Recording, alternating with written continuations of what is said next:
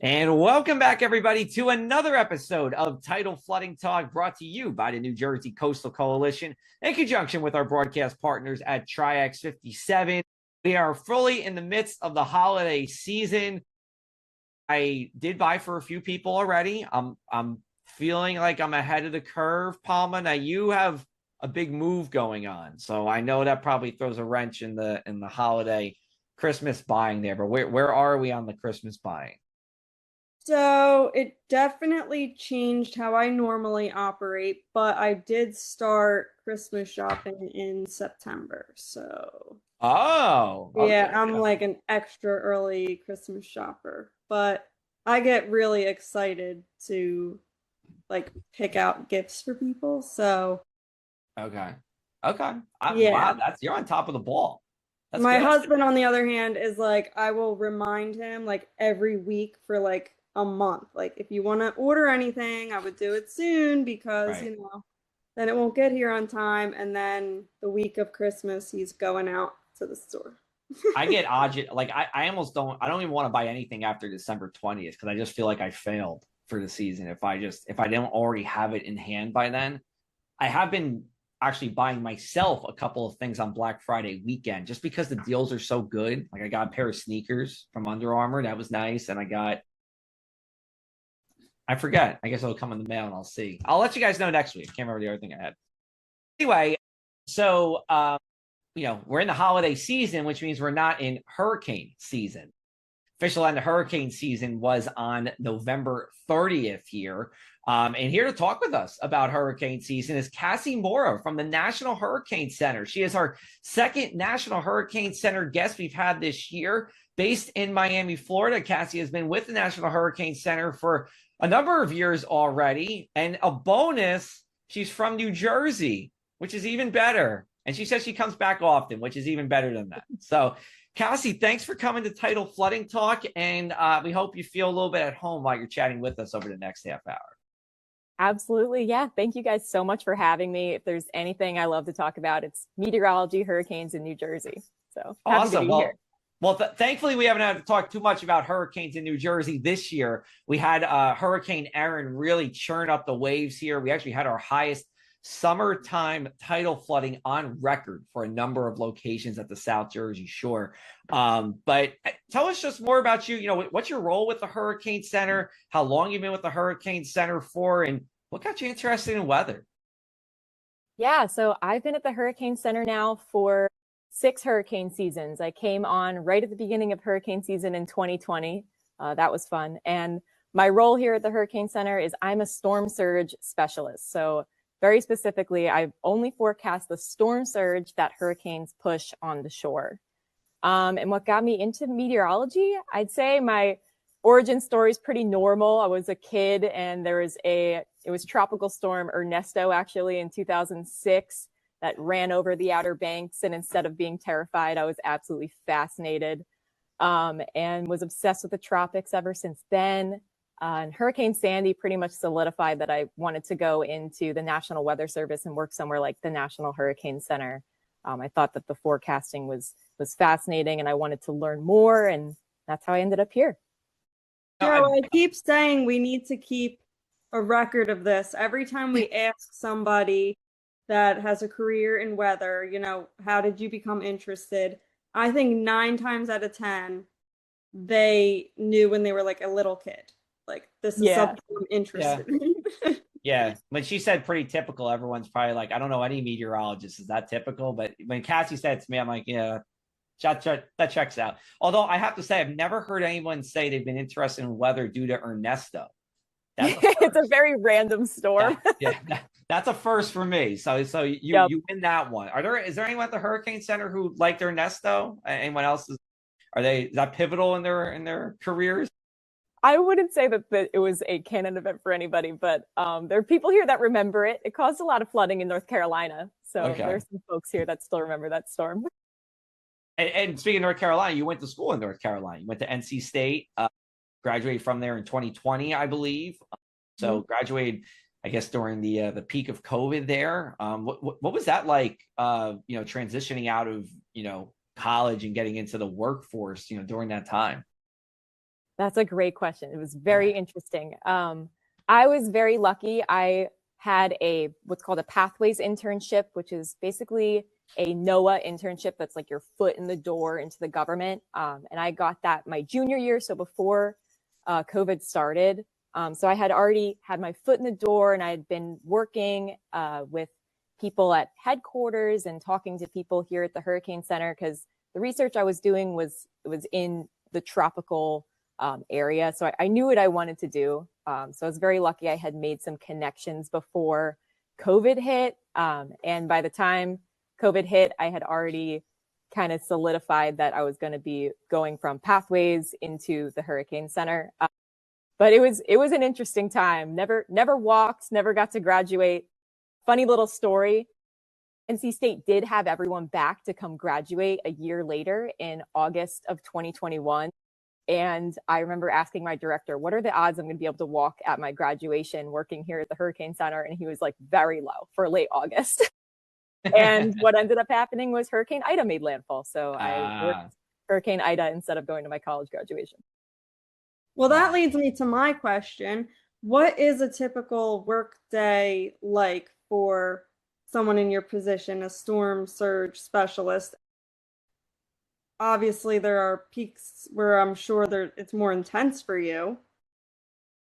Yeah, so we're a very small group. There's only 4 of us. So when a storm is making landfall, we go into full-time operations. So we're working 24 hours a day, usually around 10 to 12-hour shifts, switching off. And when there's not a storm making landfall, it's normal hours, 9 to 5. We're working on research and development of our model and our forecasting process. So when there's no storm, it's nice. It's a normal schedule, but during hurricane season, you're pretty much on call all the time. If there were to be something making landfall, we're getting called in and we're starting shift work. And just a quick follow-up. Do you think with every storm that you're a part of, you learn something that could help improve what you do for the next time? Oh, absolutely. We always say, like, hurricanes are, even though it may feel like there are some really active seasons, there are seasons like this where there's no activity. So they're a rare event. So you need to take notes every storm, and you learn from every storm and try to make the forecast better for the next time. Yeah. With this hurricane season that we just had, I think the big story coming out of this was no, U.S. landfalling hurricane, which was the first time since 2015. Can you put that in context for us? Like, yeah, it's been 10 years, but is this something that happens, some frequency, it's just been a long time, or is this something that's significant? And we'll say in a good way, we don't want that. But yeah. Yeah, a much needed break. Certainly since I've been here, this has not been the normal. It's been very active since I came on in 2020. It is pretty rare that you don't see anything hitting the US, but it happens. There's ebbs and flows with how the season goes. We did get lucky this year and only had Chantal making landfall in the US and not as a hurricane, but still brought significant impacts, whether it was rip currents or rainfall. So we still need to look out each year, even if we're saying it's going to be a non-active season or active season, for potential impacts of storms that maybe are just tropical storms or storms like Hurricane Erin that didn't make landfall, but still caused a lot of impacts to the U.S. East Coast. Yeah. All right. We're going to take our first break here. We'll come back on the other side with more Tidal flooding. Thanks to the New Jersey Coastal Coalition, your flood insurance bills are lower and your streets safer from the reality of flooding. Since beginning in 2013, we build more resilient shoreline communities. Our member towns develop and share in best practices that anticipate future concerns and create flooding solutions. From our town-specific free web app for flooding information to our weekly Tidal Flooding Talk show, we focus on flooding 24/7. Visit www.njcoastalcoalition.com for more. Hi, welcome back. You're watching Tidal Flooding Talk, and we are brought to you by the New Jersey Coastal Coalition. We would like to remind our viewers to prepare before the storm. Flooding can happen quickly. Prepare ahead of time by creating a disaster plan assembling a go bag, and signing up for emergency alerts. Make sure your family knows evacuation routes and communication plans. Preparation saves lives. And we're back here with Cassie Mora, storm surge specialist at the National Hurricane Center. Cassie, we had 13 named storms, so tropical storms or hurricanes this season, 5 hurricanes, 4 major hurricanes. And just for the people listening, the named storms and the major hurricanes, that was about average. I would say we were a little below average on the hurricanes, not the major hurricanes, but the hurricanes. How did that compare to your forecast? What do you think were those major factors as we were in the season that led to the season that we had? Yeah, so it was within the range of the NOAA forecast that we had put out in the beginning of the season, but it was certainly an interesting season. There were a lot of weather factors at play that led to those bursts in really intense activity where you mentioned 4 major hurricanes, 3 Cat 5 hurricanes in the Atlantic. So when those favorable conditions all lined up, the environment was really able to capitalize there. We had above average sea surface temperatures across a lot of the basin. So yeah, when the environment was ready, those storms were able to capitalize, and 3 Cat 5s is a pretty impressive amount. But then we had periods of calmness and quietness, especially during the peak season. And that was influenced by a lot of dry air, a lot of shear, things that inhibit activity, and a lot of short-term weather patterns coming off the east coast of the U.S. that would inhibit activity forming near the U.S. coastline. Yeah, and I'll toss the palm in a second, but we do want to just talk real briefly. Hurricane Melissa, that was like the one big caveat in this otherwise, quiet year. I believe the 3rd most intense Atlantic hurricane on record. And is it the strongest or tied for the strongest hurricane on record in terms of winds at landfall, Cassie? I would have to double check on what the winds were at landfall, but I know it's one of the strongest hurricanes at landfall. Yeah, I mean, an all-time storm, to make long story short. Certainly. Yeah. How would you say that communication and coordination was this year between the National Hurricane Center and local emergency managers? Yeah, so for the U.S., we were able to communicate, as we always do, very well with emergency managers and decision makers when it came to Chantal and the rainfall from Chantal. Something we had to do this year as well, with so many storms steering away from the U.S., but coming pretty close with large wave fields. We saw a lot of danger for rip currents. So we were doing a lot of communication with decision makers about the really high rip current risk this year. We saw that with Erin and Humberto. We had this new rip current viewer that we actually premiered this year that showed the probability of rip currents along the coast. And that really helped communicate the message to people that there was even though storms weren't making landfall, there's still impacts from the storms. So that was very helpful this year. And then, as always, we work very well with our international partners, and that helped during Hurricane Melissa, making sure that everyone was ready and prepared for that storm to make landfall. Yeah, I think that communication is, it's such a big deal for us in the coalition. And I think we've talked about this before. Is there a happy medium, where you don't overhype something, where people, will stop listening if you keep saying the same thing, that it's going to be a catastrophe, but also not downplay it? Yeah, that is something that we think about here at the Hurricane Center. We see from the outside, there's a lot of weather enthusiasts that like to overhype these events. We try to control that message. And yeah, within the Hurricane Center too, we want to make sure that we're not desensitizing people to the words catastrophic or life-threatening. We want to make sure that those words are used wisely. And we really try to focus on the impacts from the event and how it will directly impact your life, and try to make this localized personal connection to people, rather than just trying to overhype and say there's going to be a horrible hurricane making landfall. We try to actually make it personal and say these are the impacts that you could possibly see from this storm if it were to form. One of the things we hear a little bit of chatter about is when storms make landfall, right? the storm's 110 miles an hour. That's the hurricanes, you guys will say, right? And then we see a sustained wind that only is like 95 or 96. Is that something that you guys, take into consideration, think about, and, how do we improve upon that? I mean, obviously you're looking at more data than I'm ever looking at, but, I wonder, there is, especially on, on socials, about some chatter about that. I'm curious, like, what goes into that, that decision of what is the sustained winds, in your updates, and then how that translates into what actually happens at landfall.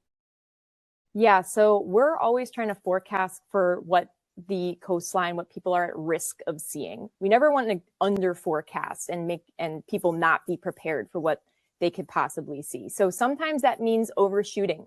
And that's just kind of the nature of the beast. But comparing 110 to maybe 90 mile per hour winds, at that point, you're seeing hurricane force winds. And again, we're trying to not hone in so much on the exact number. We're trying to communicate more of what the impacts mean for people. Yeah. So rather than focusing so much on exactly what category of the storm is going to be, we say we're really trying to message more what the impacts you could see from the wind, from surge, from rainfall, communicating more of that message.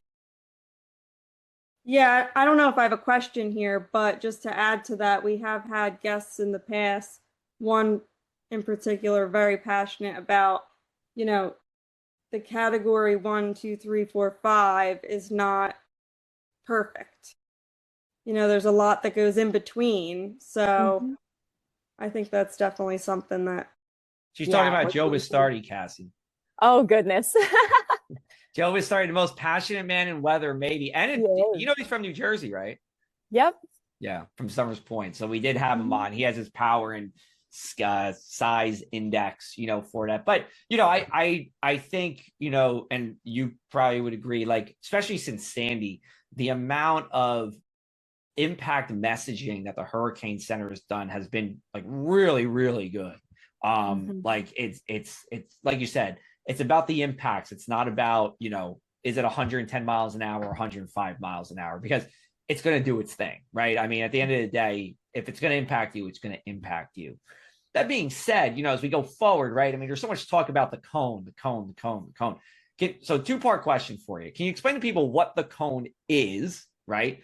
And then secondly, are we at a point, do you think, in the hurricane forecasting community where we could, show more of what the impacts are depending on how far apart? So, I know there's been some talk about, maybe it's a cone that is slightly different colors the further away you are, so it shows where the highest impacts are, or, showing, maybe widening the cone to increase that probability for what could really happen. Because I'm going to tease this a little bit, but the cone is not 100% certainty. It's a 2/3 probability forecast, right? So, like, what's next on the horizon for, messaging where that storm's going to be and the type of impacts? Yeah, great question. So for those who don't know, the cone is just showing where 2/3 of the time the center is going to go. So there's the center of the storm and we have this cone, and 2/3 of the time we expect the center of the storm to remain within the cone. It has nothing to do with the actual impacts from the hurricane, which is what we want people to be focusing on. So I'm so happy you're talking about this, because we actually have this new experimental cone graphic. This was one of the first years that we debuted it, and it was live on our website, where people can see, rather than just the cone, they can see the inland extent of our watches and warnings for the wind. So they actually can have a better idea of where the hazards are. So this is experimental this year, and we got a lot of feedback from our partners saying they loved it. It was a great way to see how the hazards extend outside of the cone and well inland. And it's something we plan on continuing to develop. And yeah, we're trying to make things better, make the communication of the forecast better, so people aren't just concerned if they're in the cone or outside of the cone. Awesome. All right, we're going to take one more break. We'll come back with our last segment here on Tidal Flight Talk.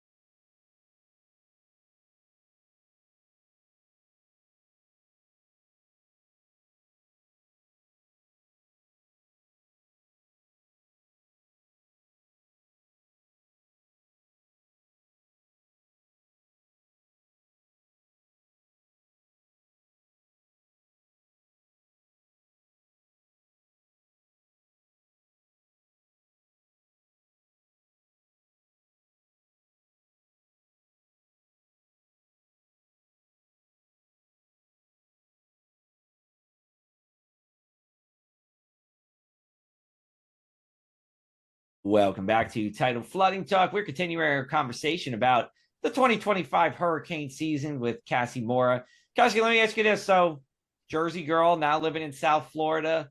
In your time, between New Jersey and South Florida, what's like the differences and the similarities in the mindset around hurricane season? Not like within NOAA, right? But just the people. Yeah, so I personally came here and immediately felt like, okay, it's being talked about more for sure down here. There's sometimes signs I notice in the grocery store, or when I'm driving, there'll be signs on the highway reminding you to stay prepared for hurricane season. And they kind of remind me of, I don't know if you guys notice the signs in Jersey that'll say like peak deer season, like Yes. stay alert, That's stay prepared. happening right now. Right now, those signs are up. It kind of reminds me of that. So it seems to be maybe in the back of people's minds here. But something I have definitely noticed is that people make decisions based off of their experiences. So if they haven't experienced a storm recently, they're most likely not as prepared as they think they are. Their plan might not be in place in the way that we're trying to communicate, like have evacuation routes planned and ways to contact family. Satellites go down and you can't reach them on your phone. So it seems like that's everywhere, Florida and Jersey, that if you haven't experienced something recently, you're probably not as prepared as you think you are. So I'm sure after Sandy in Jersey, people have a better idea of how to prepare for a storm. But if you've just moved to the Jersey Shore, or there's a ton of people in Florida that have moved here and have never experienced a hurricane before, I'm sure there's more that they could be doing to be prepared. And we try to continuously message that throughout the season. Yeah, I agree with you there. And actually, I'll compliment you, Joe, because the last major flooding event that we had, he made these new graphics that he was posting on social media that compared with the last major flooding event. And it like made it very easy to understand. Okay, I know exactly where that came up last time, to the curb or whatever. So it's going to be equivalent to that. So I think it is important for people to have like something to compare to, and to keep that, risk factor. Like it can happen, but not that we want a storm, but that is one silver lining. Like it gives people a refresher of like what can happen. Exactly. If you've never seen storm surge, it's very hard to visualize and make that impact personal to you so that you react. Yeah. Look, in your time in Florida, have you what hurricanes or tropical storms have you been a part of? I know southeastern Florida hasn't had the same kind of impacts that the west coast of Florida has had over the past couple of years. Yeah, we've dodged a lot of storms over here in southeast Florida. I can't say that I've been through much. I think we might have been in a tropical storm warning once. That's nothing for you guys. Yeah. Last year we did see a lot of tornadic activity from Hurricane Milton, but that's about it. We've been really lucky here in Southeast Florida. Good. I had a New Jersey question. What was it? Oh, yeah. Anything cooking at the National Hurricane Center, New Jersey specific? And any Jersey talk going on about hurricane season either this year or next year? We do work with emergency managers from New Jersey, and we're constantly trying to keep it in the forefront of their minds. We remind them of the storm surge risk maps that we have. So yeah, we're always communicating with everybody from Jersey, and I love to get people down here that are emergency managers in Jersey so that I can connect with them and say, I know where it floods, and make sure that you're looking at these flooding maps. Absolutely. All right. Well, Palma, any last questions? Yeah, just to go back to the basics, briefly. When you issue a surge warning, what should people do with that information? Great question. So when we issue a storm surge warning, that means that we have looked at the area and we've deemed that area is at risk of life-threatening storm surge. So we are physically drawing these warnings, and we are taking a look at model data, and we've said there's a risk of life-threatening storm surge here. we need to issue a storm surge warning. And we don't do that lightly, because what they do is it sets off the wireless emergency alert on your phone. So when we know when we send out a storm surge warning, it's going to ping your phone. An example, one of those alerts is the Amber Alert. You know how jarring that sound could be. So we're keeping that in mind. And the warnings also help guide evacuation orders. So we're keeping that in mind as well, that where we issue these warnings, there's likely going to be evacuations, and that has a huge impact on people's lives. Awesome. Well, Cassie, thanks so much for joining us here. I feel like we can keep going for another half hour, but we'll just have to have you come back on again. And maybe for the hurricane season, we'll have you come back on. Hurricanes.gov, National Hurricane Center website. You can see all the work that they're doing. Still good to check in even after, November 30th to see what's going on with the Hurricane Center. And we'll wrap up with our one thing we can't stop talking about, tidal flooding or otherwise. I usually go to Dan first, but Dan's unfortunately not with us tonight. So you take it, Joe. You take it away. Well, here's the thing. So what I can't stop talking about is going to loop Cassie and I in together here. So I can't stop thinking about where Cassie thinks North Central and South Jersey is.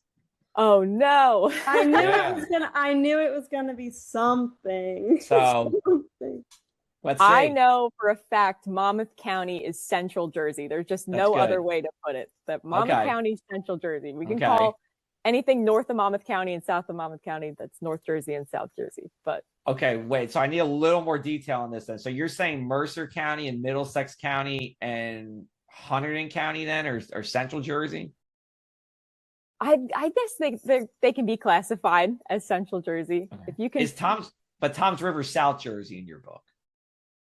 Yeah, I'd put that right on the borderline at least. I don't know if Palma's ever been to Tom's River. You been up that far north, Palma?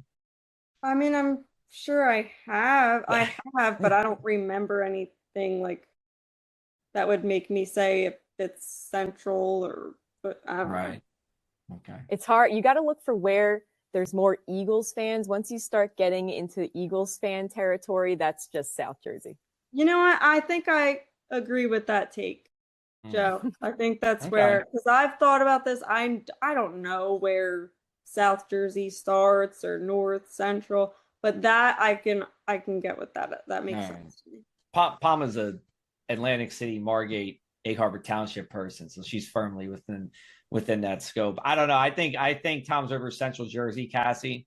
I think really your line is like Manchester and LBI. Here's my hot take on LBI. LBI is Central Jersey during the summer and South Jersey outside of the summer. The locals are South Jersey, but there's so many people from Central and North Jersey that go to LBI that LBI is Central Jersey during the summer. I think I can get on board with that because I see that as well.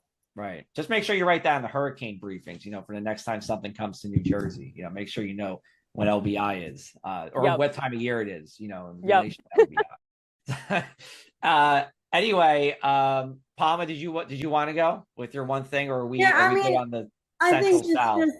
We're good with that because otherwise the only thing I'm really thinking about is Christmas, right? Okay. So I'll just stick with the debate over New Jersey. That sounds good.